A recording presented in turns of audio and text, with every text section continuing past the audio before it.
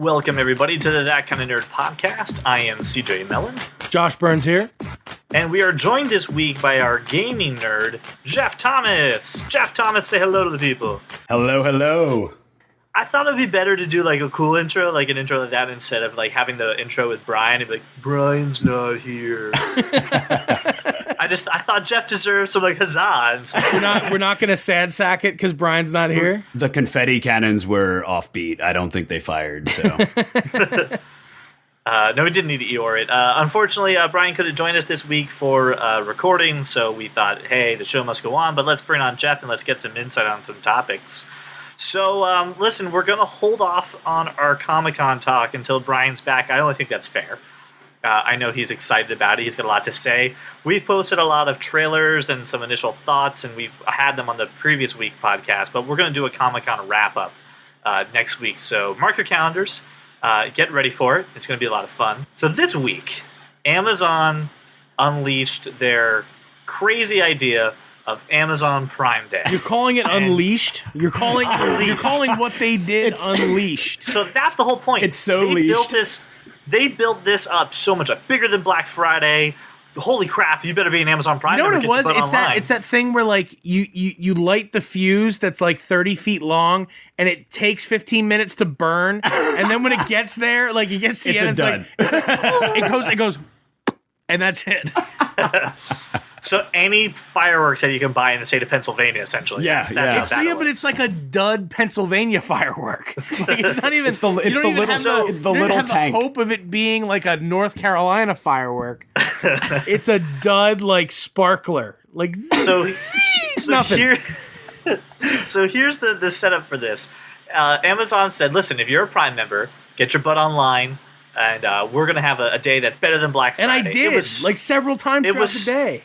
It was so like well advertised and so like psyching everybody out that even Walmart shook in their boots and said, with the same day, we're going to do the same thing, but it's in the store online and you don't have to be a member. You just come down to Walmart and you get a good deal. Apparently, is that how they sound? Jersey or New York? That's how they sound. Is that how they sound in Bentonville, Arkansas? Yeah. Howdy, y'all. You come on down to Walmart. Yeah, they certainly don't have whatever you. accent you just did. They don't have that. I don't know. Anyway, so then Prime went out into the world. Prime Day went out in the world, and damn, did that fizzle. So listen, it's a mixed bag. It's a mixed reaction, and it all depends on who you talk to. Really? You want to know why? Because if you talk to the fans, they're saying exactly what we're saying. Highly unsuccessful. Didn't really work. And then if you talk to Amazon, they're like, yeah, we're not happy that the users were a little upset, but man, what a great deal. Sales were through the roof. Holy crap. That's all jargon, in my opinion. The best part of Prime Day was the Twitter reaction to Prime Day. Oh my! I was gonna say the Prime fail hashtag was more. Oh, it was awesome. Reddit was blowing up too. So Reddit was blowing up. Imager was blowing up. It was great. So here's some statistics. Here's to put it in the perspective of you. I have a list because Amazon actually released some statistics about this just to kind of quelch the complaining. Quelch? About it. Quelch it? Quelch it. That's not a word. Squash. That's not a word. Squash. That's something I do after eating Taco Bell, and I'm like, squash the complaining. That's not a word. GIF. So you're telling me not to drink before the podcast? That's what I'm saying. Oh, look, drink during, just not before. I'm 2 sheets as well, but cheers, my friend. So I'm not quelching anything over here. Here are the top sellers for Amazon Prime Day that were given out. They were 56,000 copies of the Lord of the Rings trilogy set on Blu-ray, which was crazy. There were 47,000 televisions sold, which was a 1,300% year-over-year comp. For that day. For that day.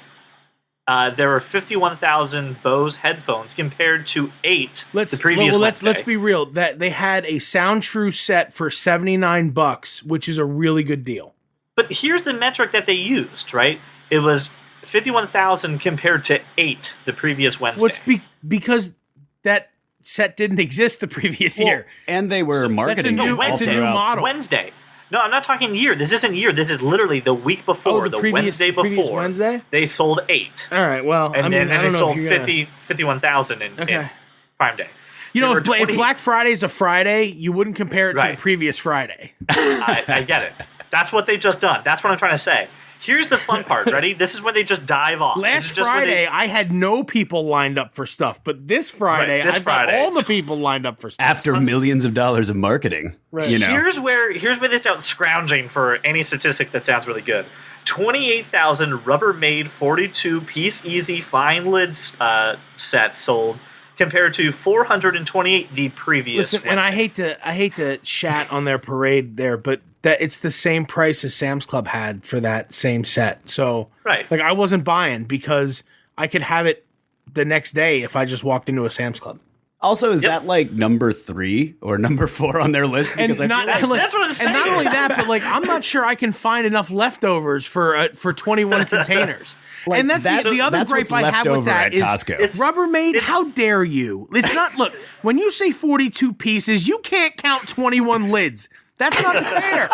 That's lids are not separate. Okay? That's not a piece. That's a lid. It's a part of a whole. The rest of them, they all compare themselves to the previous Wednesday. There were 24,000 instant 7-in-1 programmable pressure cookers compared to 182. As you said it and forget it, as Ron Popeil would say. There are 14,000 iRobot Roombas compared to, are you ready for this? Compared to 1 the previous Dude, it was Wednesday. it's 14,000, right? But it was actually only 7,000 people bought 2 and had them duel to the death in their living room. Then here's my favorite one. They're really grasping at straws just to do anything. 12,000 copies of 50 Shades of Grey unrated edition on Blu-ray compared to, are you ready for this? This number staggered me. 121 people bought it the week before. That was actually 101 Tweedle that bought it in one day. They were all purchased by Martha Stewart. She's giving them out as gifts for the rest of her life. It's an Oprah show giveaway. This is perhaps the most depressing Everybody one of all. gets 50 Shades! And no one cheers. No one cheers. So here's the most depressing statistic of them all that really sold how great Prime Day was. Are you ready? 10,000 Supreme Shine microfiber towels compared to 244 the previous Wednesday. Is that for chamois in my car? I don't even know how to pronounce the brand, and to be honest, they don't deserve any more press than they already got. Like, why is Amazon giving them more press? So congratulations, Amazon! That's You like sold a the bunch Amazon of shit. back pages. Like, Right. So this was the comparison that people had said is that. So listen, the three of us, we all worked retail for many years, and we know what Black Friday is like. Crap right? deals. Black Friday is like. Yeah. Hey, here's the stuff in the ad. We have 9 of them. Here's the crap we need to get rid of. Come by for cheap. But it's also like, hey, the shit that's really good. Because listen, there were a lot of TVs in there. There were some good deals. Like, don't get me wrong. Before you go crazy, there were good deals, but they just sold out so quickly. Yeah, they were all claimed, and there was a wait list of 80,000 people. Right, exactly. So like, people need to understand that they only get a few of these things, and then they go ahead and they actually go ahead and sell them out. And in retail, you get a ticket. You know that you missed it, and you go home. But in Amazon, you just sit there and you wait and you wait and you wait. And refresh the page. Right, refresh. But it's, it wasn't anything really good. And to your point, Josh, too, there was a waiting list, and someone said if I wanted to be put on a waiting list that long, I would have just applied for college again. That's what happens when you apply for Penn and you had like a 2.4 high school GPA. Don't do it. The favorite thing that I read, the best like Prime Day hashtag that I read was like, is it me or is this more like Marshall's clearance bin? Oh, great. 15 cents off a cup holder. I read the same thing. It was crazy. And there was, man, I kept checking up because I thought if I find a deal good enough, I'm going to buy a couple like portable chargers, right? Because they had a couple good deals on like Anker 13,000 milliamp hour chargers. But at the end of the day, I'm just like, I don't want a gold one. I don't. Why do I need to buy a gold one? I don't want a gold charger ever. The conductivity is higher with gold tip. I read that. No, not gold tip. The whole charger. Oh, it's just gold. It's gold. I like gold. So here's my question to you guys: are you guys Amazon Prime members? Do you guys have Amazon Prime? Yes. I am not an Amazon Prime member. Me neither. So here's my problem. Here's what I think happened to a lot of people out there. There's a lot of people who are like me who realize. So let's break this down for just a quick second. Amazon Prime is great. Like, really, seriously. Just, you can make it worth your while within 4 or 5 purchases. Just instantly save the because it's $80 for a whole year. Yeah, your shipping on each purchase might be $10 to $13, and it's like 2-day shipping. Like it's phenomenal, Right. almost Prime. Gets there super and fast. then you they'll also get deliver access on Sunday. Yeah, and then you get access to their streaming library of movies, Nobody and television cares. shows. Nobody cares. But I mean, like you get something else besides just hey, go buy Not stuff. really. You're not getting anything. You do. I mean, I can see the value in it if you are an avid online purchaser. Like if you've never Right. heard of Netflix or Hulu, oh, like, not the movies. but listen, I mean, super the products. valuable. There's some things that there's Amazon original content So that you can like, only all get. right, so from it. Prime Day's coming. I know Prime Day's coming. I'm geared up for it. Like I'm ready to go. But all right, so here's where I was at. Like Prime Day's happening, and all these deals are such shit that I'm just not like. There's nothing happening for me. But the day before, I had bought a pound of coffee from Blue Bottle, which is based out in Oakland.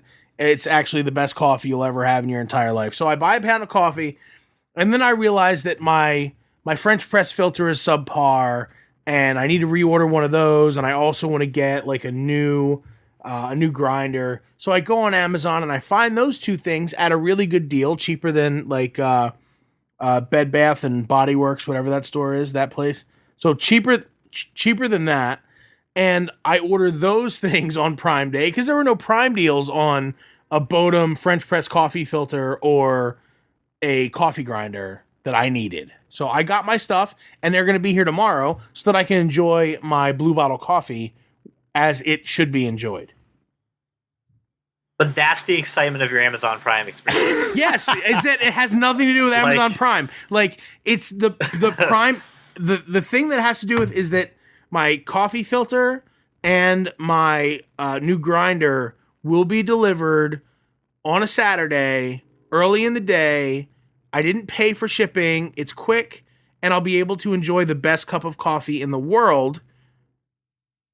And I didn't have to pay for shipping, and I'm a Prime member. I don't know. I'm excited about it. So here's my Prime Day problem, and I sucks. think Boo. Yeah, and here's what I think happened, and this is why I think this is a little worse than we actually are thinking about it. There were probably a good chunk of people that signed up for Amazon Prime just to do Prime Day and just go crazy and save a bunch of money, only to just have their $80 wasted, and now they have to find another reason to justify their Prime biggest purchase. buzzkill ever. Especially if you're like looking to get, like Black Friday's obviously months away. There's things going on over the summer you want to buy stuff for, and when you see all the products that they list out of stock, like I know my one friend who works for Comcast, he just needed like 8 different adapters, and some of them for work purposes, and all the adapters that were out of stock. Like everything they had on their, like one front page thing, he linked it on Facebook, and it was just out of stock, everything, and unavailable. It was out of stock for like a week before, and they didn't resupply. So It's like it was just like being in line on Black Friday. It was exactly the same thing. It was just as boring and depressing. Listen, it really is. There was an amazing deal. And you know what? This really shows the power, though, of Amazon when they partner up with vendors. There was a PlayStation 4 that is normally, I think, $399.99, right, if I'm correct? Okay. And they marked it down. This was crazy, to $399.96. I mean... I saw $399.80. I saw $399.89. Oh, was it 89? Yeah. Oh, okay. So a whole 10 cents. A whole 10 cents. God, man. And, Listen, and here's how the much deal. is Prime's membership? Here's the deal. When it comes to Black Friday and going out of business, sales, and all these things, even if you don't get the big item that you want, there's usually another item around the corner that's just as good, that's maybe a little more expensive or just a little cheaper for a little less quality, and it's a good value. So, like, the PlayStation isn't, on sale, but the games are really cheap. And there wasn't anything like this to match it. So I think that anyone who really participated that didn't wake up at dawn to do it really got gypped. Right, but look, so every day of the year on Amazon, you can get the same or better deals on big name vendor products as you would get in any retail store. Samsung, Sony, you name it. You can get the same prices, if not better. You get the same prices, and you can get the item shipped to you at no cost. And that's where Prime comes in. Prime Day is a day where they needed to recoup some of the margin loss. Amazon operates at a loss all the time. And they do it because of their volume, right? So they needed a garage sale to really kind of make and that look, happen. man, as far as the garage sale went, they had it, and they were advertising high margin products for them that they could sell, and still they could sell at a deep discount, cheaper than you'd get at any retailer, and they'd still make 5-10 points on it and call it a day. So they needed it just to put a little bit of boost into their margin, right? Do you think that they? So here's the part, because their sales went up 80% in one day, right? Revenues. Revenues. I'm sorry, revenue. No, sales. That's revenues. That's not margin. Okay, fine. No. Right. It went up 80%. Sure. Their fans weren't happy. I think anyone who logged in didn't get the item they want went, well, what can I get for cheap? Lord of the Rings. There we go. Fine. I'll buy the trilogy. The I'll never 42-piece watch it. Tupperware set. Right. I'll never watch it, but okay. And then the question I have is, and your keen businessman mind may have a good idea for this. Do you think you do this again next year and do it better, or is it I think if they do it again, it'll be more of the same, and it probably should be, because it's not there. Look, all year round, you can get ridiculous deals on Amazon, and you can get the product shipped to your home for free if you're a Prime member. So this should be about, think about like when you go to a convention center for like a computer show, you're not there getting great deals on Asus products. You're getting great deals on Microtel and other small name, you know what I mean? Right. Like low cost, high margin, sold at a discount type stuff. That's what this was. It was a flea market. Right, but they didn't advertise it that way. And I think that was the biggest letdown. But did they? They didn't advertise it any kind of way. No, the way all they said was Black Friday deals. And when you look at Black Friday, when you look at Black Friday, you expect deep discounts, and a lot of this stuff was 70-80% off retail price. Right, but you're also I don't need I don't need socks. I don't need 10 pairs of socks. But while you're there, but if I needed them, right, they're 80% off. But okay, so I'll say this because there's emails about it too, and they did put out a little flyer about what they were doing. They were obviously pressing the Kindle. The Fire TV, they were talking about that, but they really put up a front page about all these great things that are going to be there. And unlike a physical retail location that literally has to take their inventory and spread it out across several states, meaning that because I'm in Pennsylvania, I only get 20 of these TVs. Amazon doesn't have to deal with that logistics. Well, they do. They have distribution centers in different states, so they're but my zip code. But my zip code doesn't determine how many products are available to me. No, it doesn't. But while your zip code doesn't determine what's available to you, it also doesn't lower the cost of shipping for them, which is free. Right. So there's still, regardless of what your zip code is, it's their total inventory is nationwide. So it's going to come to you from wherever it comes from, which is going to generate a cost of whatever it is. So that savings is passed on to you, obviously, not to them. This is probably what it should have been. So what's the spin on this? Do you say this is a success in the sense of consumer and Amazon? Like, are you on Amazon's point of view? No, man. This, I mean, from a expectations perspective, this was a debacle. But from a business perspective, this was a big That's deal. A pretty big success. Even the damage to the brand with the amount of complaints look at such thing as bad press. Is that what you're saying? No such thing as bad press because now we're talking about your big argument was all these people signed up and now they've got to justify it. Guess what? They're going to justify it for the rest of the year. They're going to get their money's worth out of Amazon. And you know what? At the end of the day, those people that may have felt a little bit burned by signing up and not getting their money's worth now, they're going to get it in the long run. They're going to be happy. And for the future, they're going to be loyal Amazon customers. They will. Right. Because you can't get away from it. Well, even bad press on social media and that kind of stuff is good in some ways. It worked out really well for the CEO of Reddit. Absolutely. Well, I mean, nobody gets your joke. Nobody got the joke. She had to step down and they put the co-founder. She's a human. That's a story. She's just another human being. No, she's not another human being. Don't get me started. She's an android sent from space to control my daily refreshing.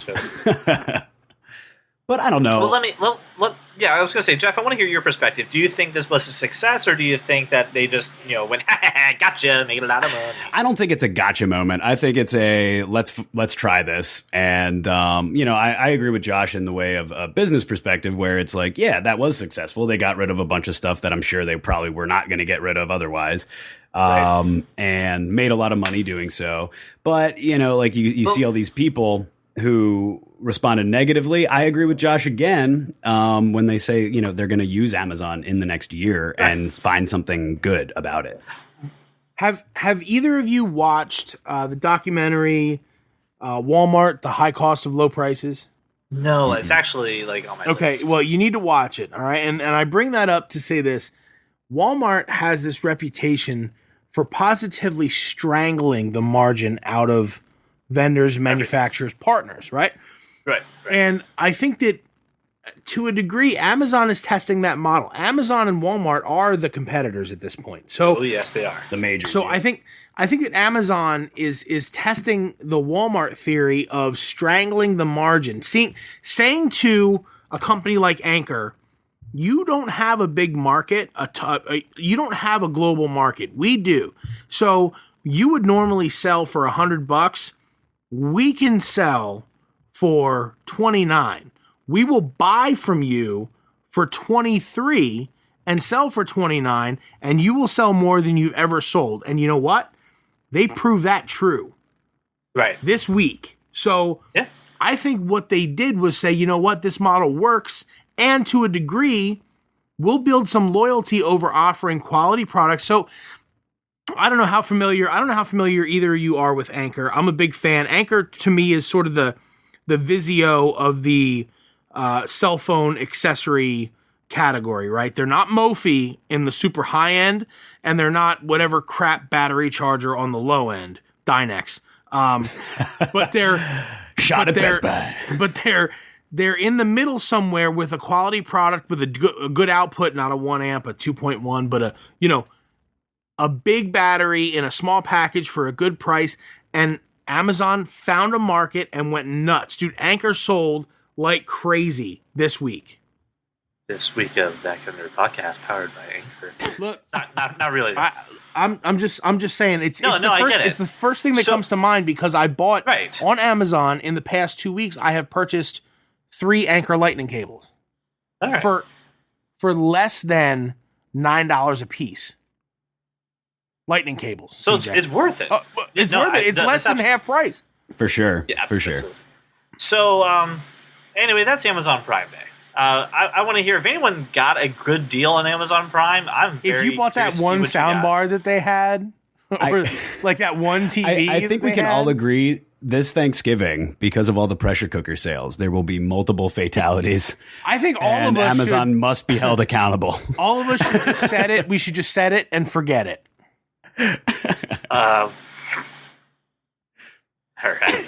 So I have no segue. I don't have a segue either. I choose to walk instead of leaning forward and roll. You guys got to get with the public segue. I want one just to do it. They're not fun. Hurt They're not fun. I can imagine they're not. But you brought a topic up to me, talking about pricing and consumers and the way that's working on. I found my segue. Sound effect. You had showed me an article that said that maybe Netflix may be increasing some of their plans. What did you find? So the CEO made an announcement that wasn't so much an announcement as much as it was a listen. As the industry grows, we will be increasing our prices, especially in diversifying our content and quality. So it sounds like, and just from what I'm reading online, it sounds like Netflix will likely in the future offer different levels of plans. If you are a 4K or UHD subscriber, you'll have to pay a premium for that content, and you should. Right. Well, and this is 10 years or whatever. I think he said 10 years down the road. Yeah, it's far away. Yeah, this is very conservative as to what they're doing.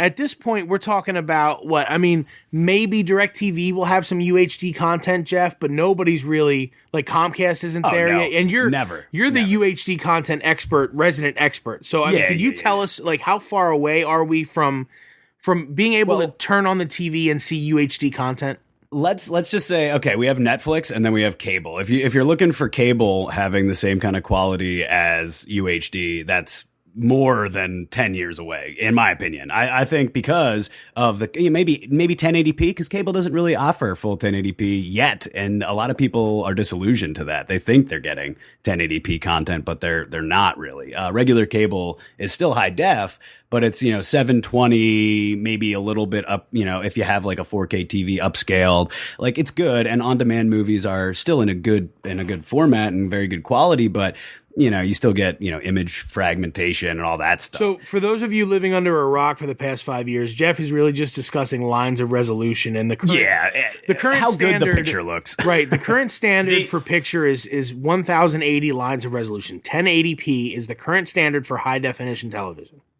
So let me put that in perspective even more, right? A real world situation. When you buy your parents a new HD TV for Christmas or on Amazon Prime Day, and then they still use the standard definition television channels, and you just want to throw something That's at them poor. saying, "Don't you see those pixels?" Poor. Right. That's what we're talking So about. and I think we're talking about good quality. I think when we start talking about what the Netflix CEO is talking about is, look, it makes sense, and this is a piece that I've been considering. I've been thinking about writing for quite some time, and I need to get into. I need to do some more research, but the thought of unplugging is more and more is becoming more of a thing for a lot of people. And if we're talking about truly unplugging, we need to dig into not just where can we get the content, because you can go to any place, you go anywhere, and you can buy a pound of deli meat, right? But the quality you're going to get at say 7-Eleven is not the same as you're going to get at the butcher shop, right? If your feet are sticking to the floor while you're walking that's what I'm saying. around. So, like, if you're buying the Oscar Mayer pack that's like a day away from expiring versus like the fresh stuff, that's a different quality, right? Whereas if you're talking about content, there's a lot of content available. There's content available from Netflix and Hulu and Amazon and a bevy of places, but the people that get to HD and Ultra HD before the others, and I think Netflix will get there before anyone else, that's going to be worth more money. And the thing that they said is this: they want to motivate people. And again, this is a long plan, so don't throw up any alarms. Don't think about canceling your Netflix subscription. This is going to take a lot of time, and by the time it's ready, this is justified. But they want to motivate people to move up to 2 streams. They want to move people over to high def and to ultra high def, which is also known as 4K, for those of you maybe know a buzzword. The good news is that they want to take this very slow, just like you guys said. And he says, the CEO of just Netflix says, just the tip, just for a minute, just to see how it feels. just to see how it feels, just we'll for now. We were. Well, let me just say, we were so good. You so good. You said take it slow. It's the only thing that came into my head. Man, they said over the next decade. Just a tip, just right now. Well, now let's just say, man. right now you can get 1080p quality if you have great internet out of Netflix and other streaming providers. You can do this. The problem is that you need to have, and I want to be clear about this, like, to get that quality consistently, you need to have 100 megabit down service. You need to have 100 megabit service to get it. And a lot of people don't. So, like, those of you who are like, I'm gonna unplug, I don't need cable, I'll pay $8 for Netflix, and I'll pay $25 a month for DSL. No, see, that's not gonna cut it at all. And here's the other part too. This goes hand in hand with a couple things. Number one, this really is something that over the next couple decades could very easily tip into some, and this is going to get very nerdy, and I apologize, I don't want to spend much time on it. This could tip over into net neutrality, that service providers could give Netflix, preferred connections, preferred content, which isn't fair. So we need, this is something to be careful of that. And Netflix in the U.S. has been very, let's keep the internet the way it is. The internet needs to be free. There's no need to muck with it. But like in Australia and other countries, free. No, in the sense of freedom, like not gratis, but free like thought, free like speech. Keep it open that way. Like sharing of content between. Yeah, there's probably too much of that right now. Well, it needs to be less free. But the other thing too is that this also has to go with how we're evolving our connections. Because just like you're saying, Josh, the FCC just said that if you want high speed, if you want to call your internet high speed internet, it needs to be 25 megabits per second. and a lot of service providers are still swindling DSL. It's all DSL. DSL can't do it. It just especially it in apartment complexes, places like that where there's only one provider. And right. I won't name drop different companies, but working in the industry for so long, there was all sorts of complaints about that. And that's a whole nother topic. But basically, they need to make sure that everything's going to be able to work. You need the fast internet. So just like you're saying, Josh, if you're looking to uncut and you're looking to go cordless and you're looking to go what's the word I'm looking for? When we say unplugging, it's really, or cutting the cord, it's really about getting away from that big cable service provider, right? Getting away from that $100 to $170 a month bill that everybody pays. And look, for me, my family doesn't watch television. We just don't. Everything is Netflix and Apple TV and iTunes and Hulu and whatever else. But I need football. So I have to have DirecTV. I have to have it because unless I have, you could get a PS4 and pay for the streaming content. It's the same price though. You need to have something. And when we talk about cutting the cord, Netflix is making the best strides towards doing that. And I think it's unfair to just say Netflix we're talking about Netflix because of the announcement of multi-level, multi-tier streaming, but Hulu provides network television the next day. Mm-hmm. Right? But they're not talking about at decent quality too. At decent quality, but they're not talking about UHD, right? Netflix is. No. And well, here's the other part too. And we're nerds and this is that kind of nerd podcast, but let's be frank. The average consumer will really honestly not notice the difference between 1080 and 720. I will continue to be Josh and I will notice the difference. Yeah, we will. I will, you will. It's just like when Blu-ray came out and everyone's like, why the hell would I buy a whole new machine to watch that? And then you watch one movie and you're like, oh yeah, okay. No. Blu-ray is not about the video at all. It's about the audio. Yeah, I know, but there's no difference in Blu-ray. Josh, you're making me purr right now. Keep going. There's no difference between Blu-ray video and your standard 1080p. It's about the audio. Watch track. a movie, not watch a video. I'm sorry, I used the wrong term. You did use the wrong term. To look at and I will eviscerate you for it. I get it though, CJ. Like when I was watching Rocky, I saw it in standard quality, and I thought it looked fine. People will always there will be people who just look at a screen, and as long as there's an image on that screen, they don't give a crap. And I know that even at like Brian will probably notice the video quality, and his roommate Ben will. And remember, ladies, the cat to male ratio very low, super low, very low, just very low. He'll not notice it because he's super rich, and that's just what he does. When I watch The Dark Knight, I want to feel like I'm about to have a heart attack at every moment. Yep. So you want the theater experience. Yes, everyone does. Yes. And that's why people still go to movies.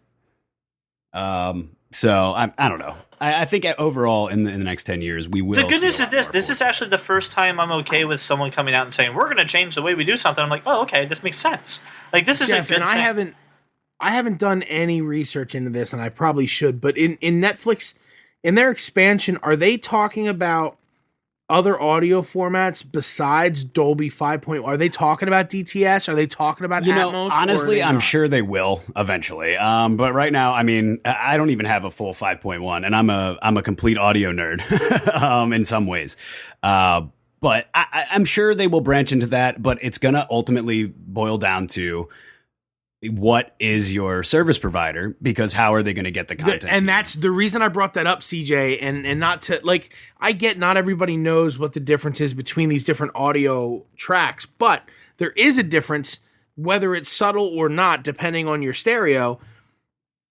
It's going to be completely dependent on your bandwidth. And if I'm going to choose to pay the additional money, then I need to be informed about the bandwidth.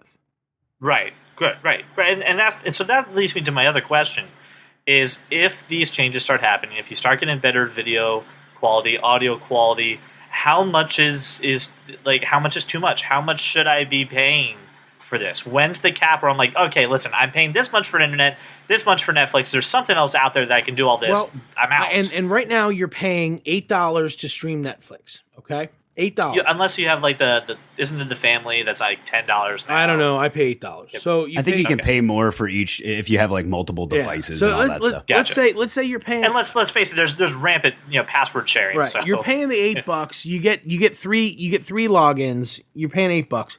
And then you're probably also paying 100. Let's just say the average is $125 for cable service, with or without like a bundle. A bundle with like super low quality internet, right? Like 25 megabit, like 25 megabits per second. Just very basic.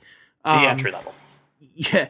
To think about like what would it be worth? Well, I want high definition. I want ultra high definition video and audio.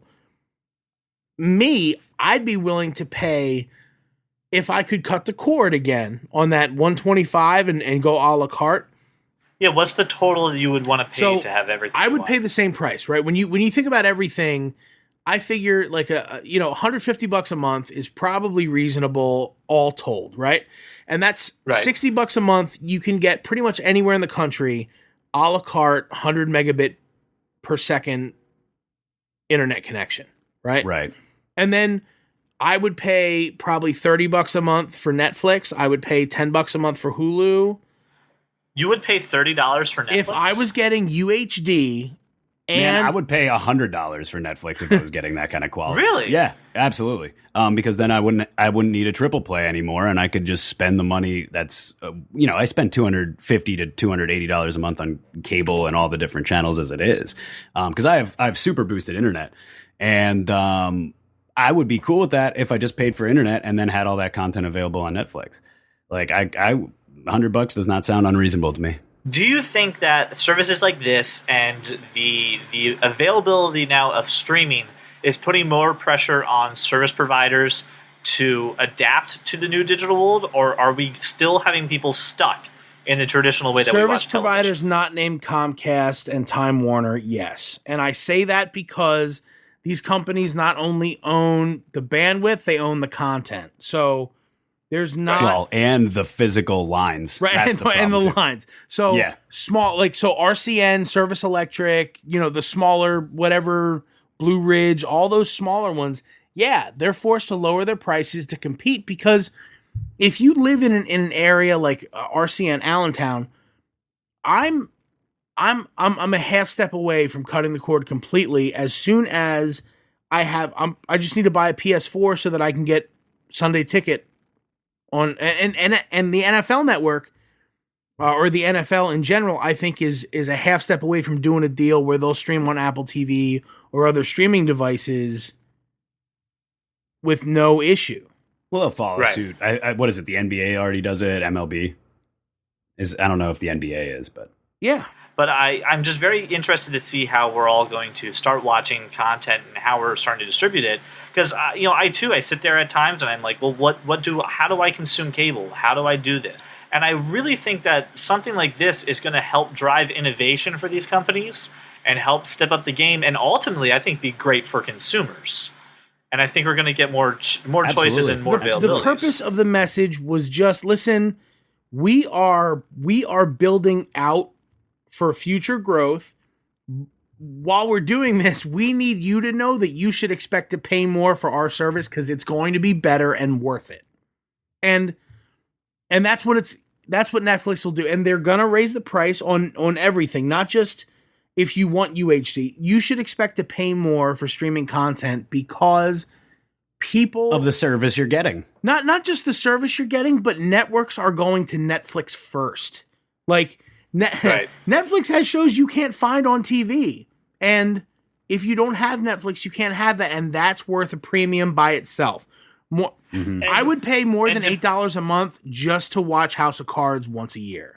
Absolutely. Right? Yeah. And let's say Daredevil, shows like that. That's not available. Right. On cable. And it's just, I agree. So I think it's a great thing, and you got to, if you're affiliated with Blockbuster in any way, you have to be kicking yourself that you didn't have the chance to buy Netflix when it was available. What is a you. Blockbuster? There was a thing called rental of movies, and not like digitally. You have to like go to a guy like Brian and be like, "Hey, do you have?" You have to go talk to somebody who's going to condescend to you about the movie you're renting. Are you telling me? Do you have Addams Family Values in stock right now? You're renting My Girl. Do you even know what your daughter likes? Oh, is she dying? Like this whole time we're talking about the DVD in the mail Netflix, right? That's what we're talking. That's what they had access to. Yeah, they had access to buy that. They said they're upgrading to HD DVD. Sucks to be you, Blockbuster. Back when I had a server with 5 ROMs going all the time, just burning through blank discs nonstop. Josh, is this too late to Josh back in the day. So let's get to our final topic, and this is where I had to put on the striped shirt and a whistle to keep the two of you in the right corner. So let me at him. Jeff and Josh had come across an article. You know what, Josh? I'm gonna let you tee this up. I'll tee it up. So Jeff, we're talking about what should we talk about this week. Jeff sends up and he queues up an article. And the tagline is like, ESPN personality gets ousted for coming out against gaming. And I'm like, wow, that sounds odd. So I read it, and it's talking about Colin Cowherd, and I'm a huge fan. But this site, GameSpot.com, I mean, it's not a small. It's a reputable. Look, whatever it is, they're trying to say that one of the top radio personalities in this country got fired from ESPN for saying that gaming isn't a sport. Now, listen, before we get some more into context. Please add context. Please do. All right. So, yes, they were hinting towards that. They never said he got specifically ousted because it said backlash. The article said backlash. But I don't necessarily agree that it was like saying gamer backlash. Look. Okay. Let me just context. Yeah, please. So context.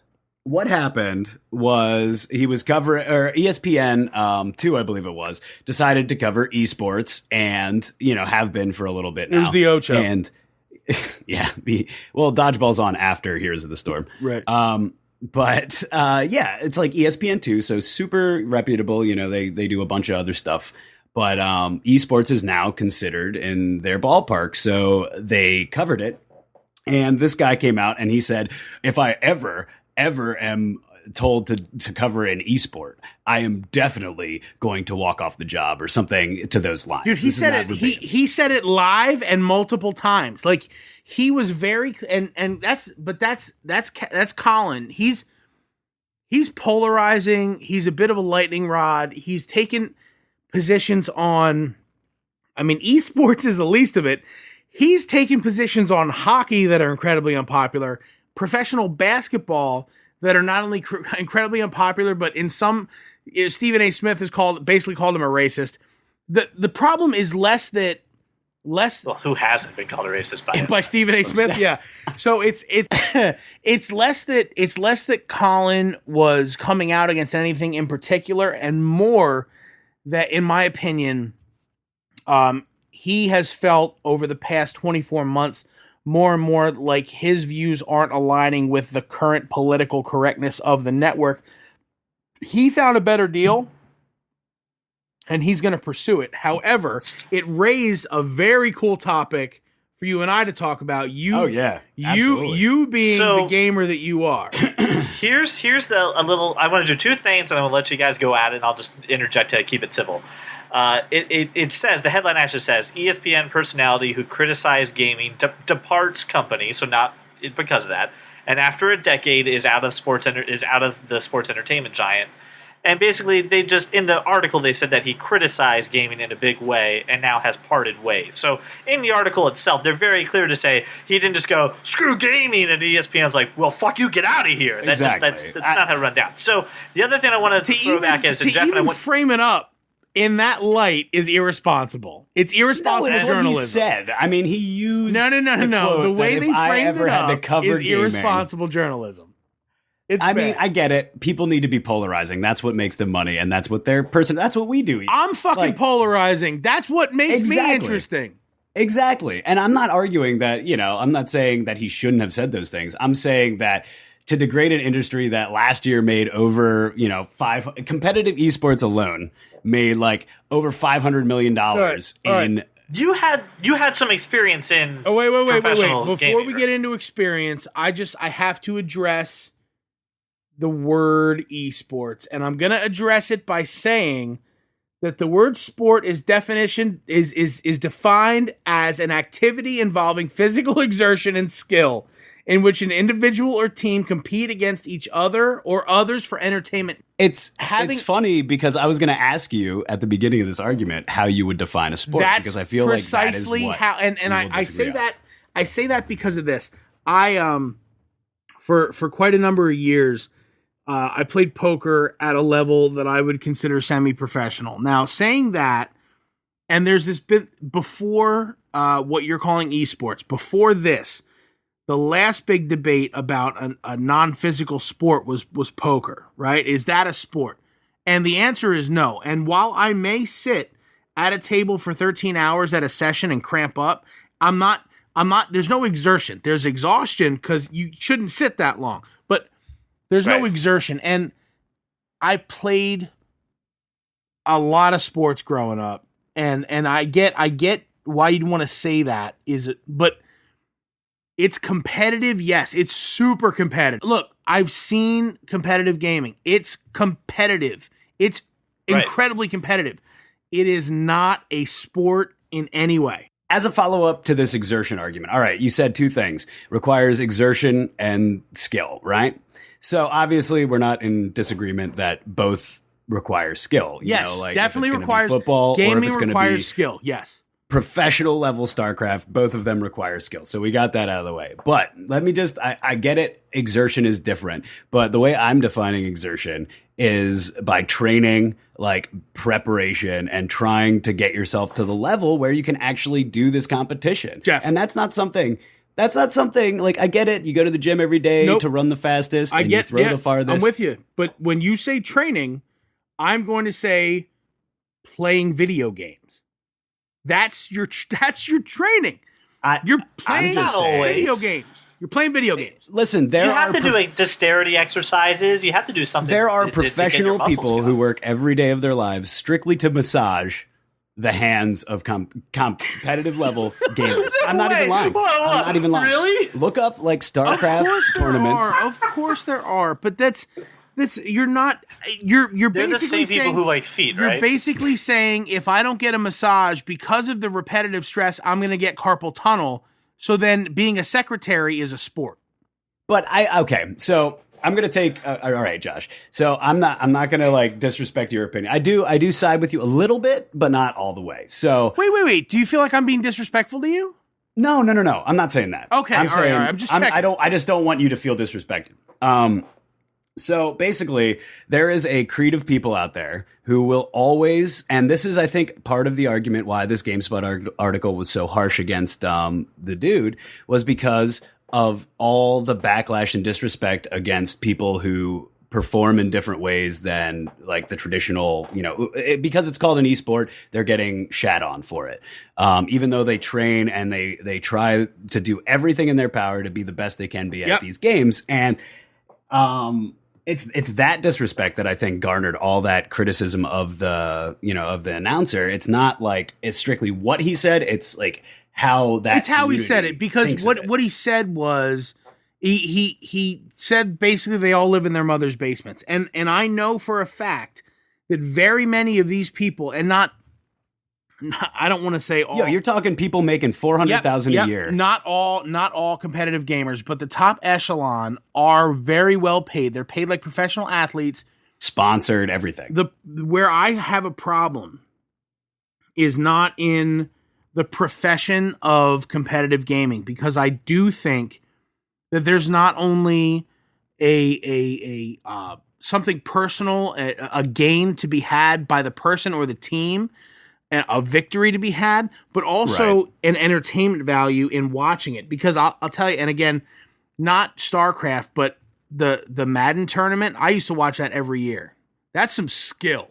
Like, it takes skill to play the game that well. Now, there's no physical exertion, but it takes skill. So there's that piece. And then the second part is I have a real problem though with universities granting scholarships for esports because it takes away from the other let's say less popular sports, which in many cases are women's sports and lesser played men's sports. So universities are giving they're allocating.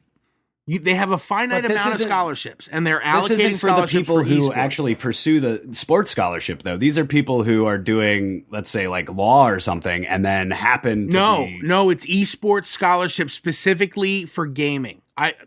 There's a 30 for 30 and an E60 about it on ESPN. The only thing I'm going to say in regards to that, and you know, this is going to come off the wrong way, but just know I mean it with the right intent. With cutting of arts and other programs like that, I'm really not ashamed that I feel bad for somebody. I'm not sad that someone didn't get a scholarship because they gave it to an e-game. That did definitely come off the wrong way, and I think the problem, CJ, with your assertion isn't at the collegiate level. It's that the people who are working hard at the high school level to earn those scholarships are losing out because it's not being developed at the high school level. Now, if you're telling me that nationally, if nationally there was a concerted effort to develop this through, and not for gaming, again, for the virtue of the skills employed in game, because these guys. This is where I agree. These guys could be drone pilots. They can be laparoscopic engineers. They can be anything but fucking gamers, for Christ's sake.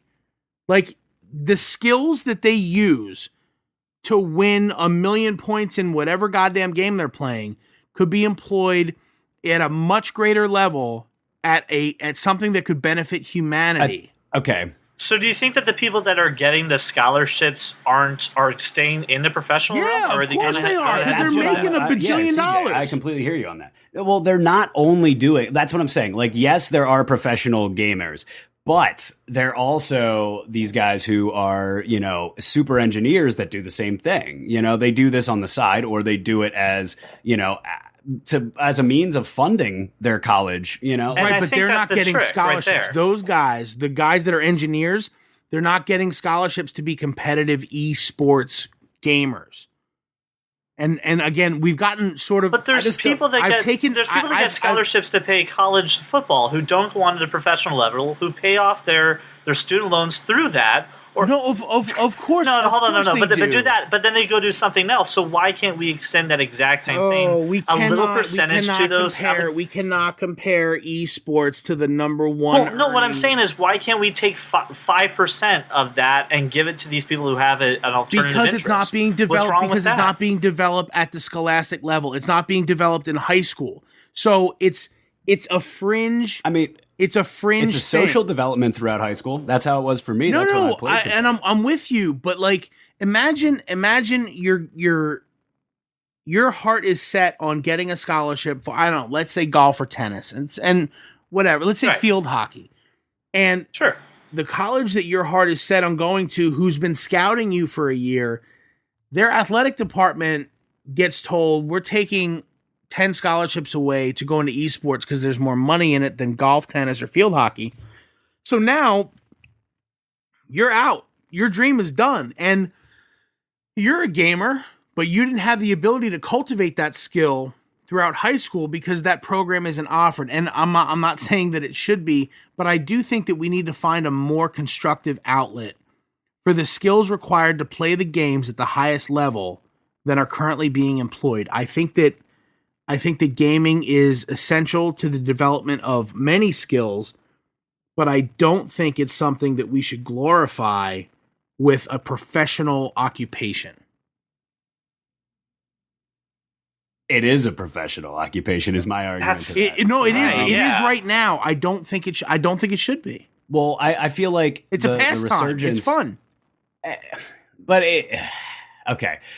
Growing up, I'll break it down for me. So I'm an only child, right? So I had limited, but a lot of time around my family, which is awesome. But I also spent most of my time with my friends, when I was a teenager online or doing, such and such, like playing games and like hardening those skills and trying to be the best that I could be, playing in tournaments, all these other things. Just not just because of the actual skill required to play the game, but because I knew that would like bring me closer to the people that I played with. And I don't think that's any different than a football team. I don't think that's any different than a basketball team. I will agree with you that I don't think that the athletics department has any say in this. I think it's if the school decides to support esports, that's the school's decision. And then people can apply to that school who want to pursue those certain things. And that's just, I think it's ultimately a choice. I just don't think people should not have scholarships. Yeah, I think we're in the infancy, and the argument is, I don't think we have enough data to say whether it's productive or not. But I will say this, and to your sort of juxtaposed to your experience, from the time I was 5 or 6, I was in a buddy's front yard, backyard, throwing a ball around, honing that skill, playing football, playing basketball, playing baseball, hockey, wrestling. I played every sport I could play other than soccer, because I can't kick a ball and run at the same time. Well, me too, man. I hear you. I played a lot of sports as well. And then when it got dark and it was time and the parents called us inside, we all huddled around the gaming system and we played games, right? And we wanted to be the best, and we wanted to beat everybody else, and we wanted to be competitive. But there's a level at which it's been taken that I think is detrimental to socialization, to athleticism, to not competition in but healthy competition. A lot of these gamers, harsh. It may be, CJ, but look, again, we're talking about there's a bit of a generational gap between us. And from my perspective, this isn't sport. This is, I'm looking to destroy you. And that's not sport. That's war. But the thing is, you'll find that even in the professional level, that's why there were issues in professional sports with people putting hits out on other players to hit them hard or to injure them. Dude, that's football. You hit a guy as hard as you can hit boxing. A guy. I mean, there's a multitude. There's so many other things that it's out. But don't give me the bounty argument in football, because that's life. Like, you hit a dude as hard as you can hit a dude for your team. You don't want to kill him. You want to. How is it different than me playing the butcher, taking out Sylvanas when it's necessary? What I'm saying was that English?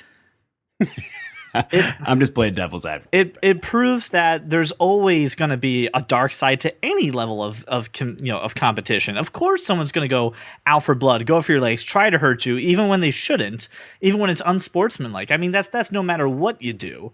I'm just trying to I mean, that's what I'm saying. I know there is a generation gap, and there is it to it.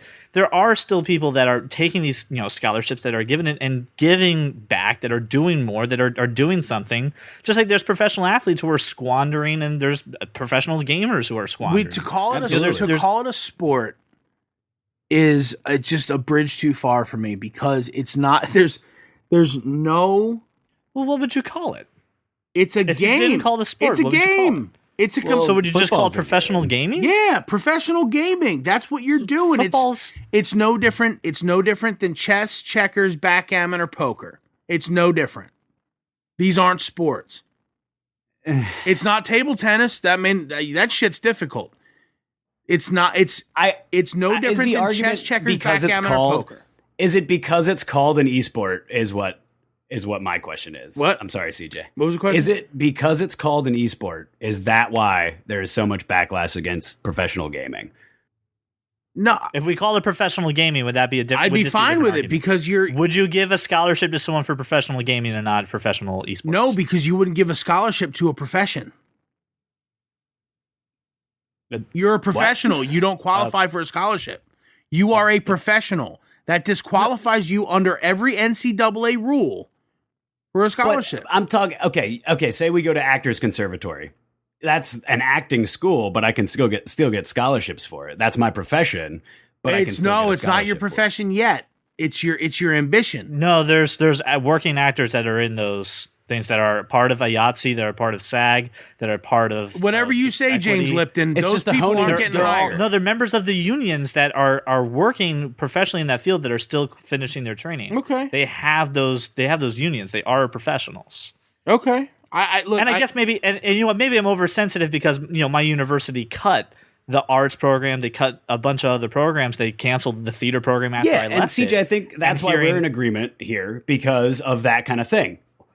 And we went to the same university, and they said this isn't important, and then they increased the funding in sports. They increased the funding in other things that are not bringing money to that university, that aren't contributing to it. They're not. That university has a recently inducted Hall of Fame football player.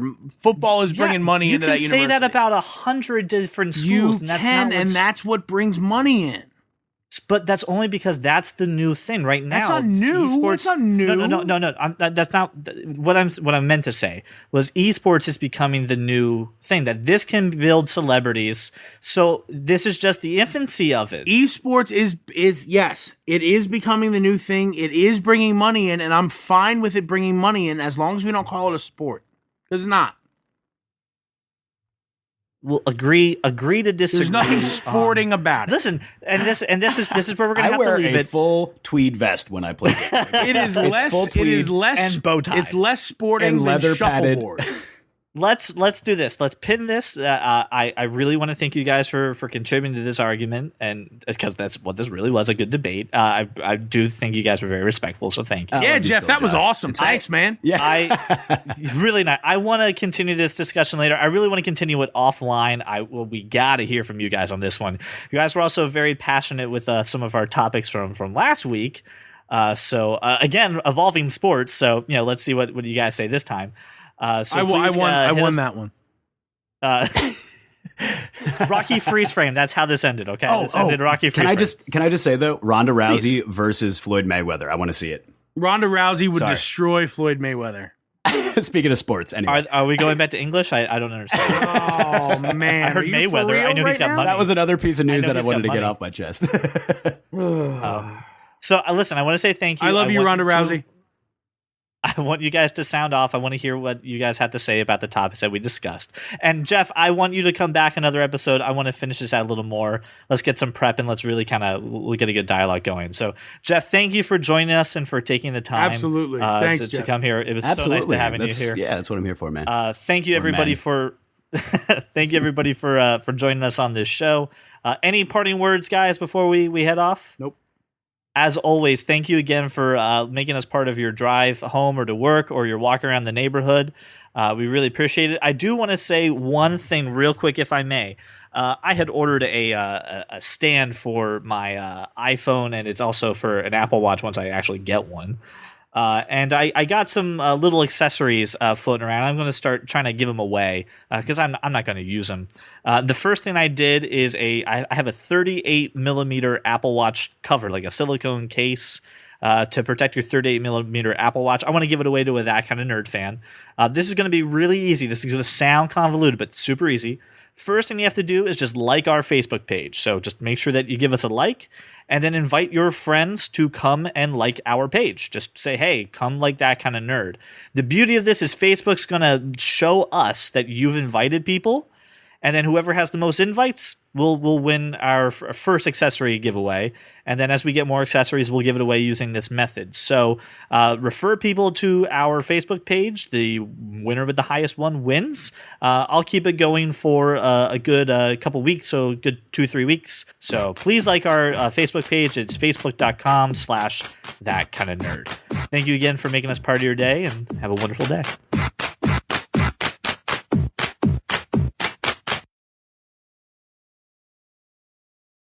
The conductivity is higher with gold tip. I read. Prime Day sucked. Boo. Gotcha. Making a lot of money.